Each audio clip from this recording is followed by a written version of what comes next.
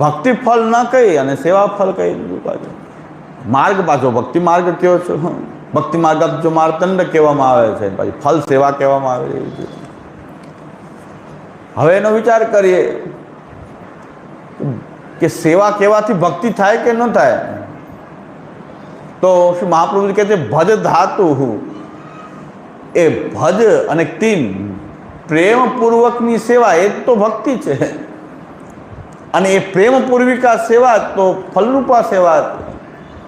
સેવાને ભક્તિ ક્યાં અલગ રહી, એકમેક થઈ ગઈ. પણ સાધના અવસ્થામાં એ જે સેવા જે છે એનું ફલાત્મક સ્વરૂપ તો ભક્તિ થઈ જાય છે, પણ પ્રથમ તો સેવા હોય છે. અને એ સેવામાં પ્રવૃત્ત થનારને આ વ્રજભક્તોના ભાવની ભાવના વાળી જે ભક્તિ જે છે એ સેવામાં જ અનુભૂત થાય છે. એટલે સેવા એ ફલ છે.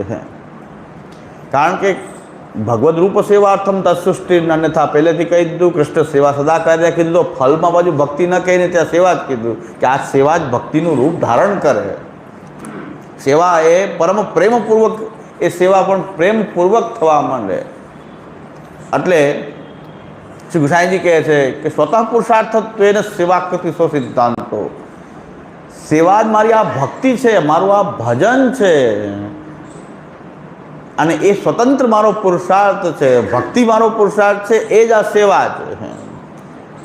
સેવાને પોતાની ભક્તિના રૂપમાં કરવામાં આવે છે. અહીં ભક્તિ એ સેવા અને ભક્તિ અહીં એ સ્વતઃ પુરુષાર્થત્વેન સેવા કૃતિ, સેવા કરવામાં આવે પણ ભક્તિ ભાવપૂર્વક કરવામાં આવે.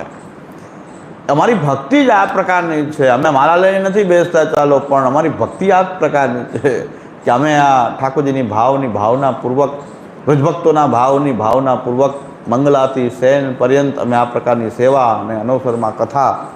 સેવા અને કથા બેય થવી જોઈએ. સેવા અને કથા બેય થાય તો એ મુખ્ય કલ્પ છે. ખાલી સેવા કરે અથવા ખાલી કથા કરે તો એ બેય સમાન, જેને કહી શકાય કે એ ગૌણ કલ્પમાં જ આવશે. ખાલી સેવા પણ ગૌણ કલ્પમાં આવશે. તો સેવા અને કથા બંને થાય તો એ મુખ્ય કલ્પ છે પુષ્ટિ માર્ગનો. એમાં સેવાની પ્રધાનતા એટલા માટે છે કે સાક્ષાત સ્વરૂપ સંબંધ સેવામાં પ્રથમથી જ છે. ભગવાનના સ્વરૂપનો સંબંધ જે છે એ પ્રારંભથી જ છે. તમારી ભક્તિ હોય કે ન હોય, હજી તમારો એવો ભક્તિભાવ વિકસિત થયો હોય કે ન થયો હોય, પણ ભગવાનના સ્વરૂપનો સંબંધ તો પહેલેથી લઈને છેલ્લે સુધી એક સરખો જ છે.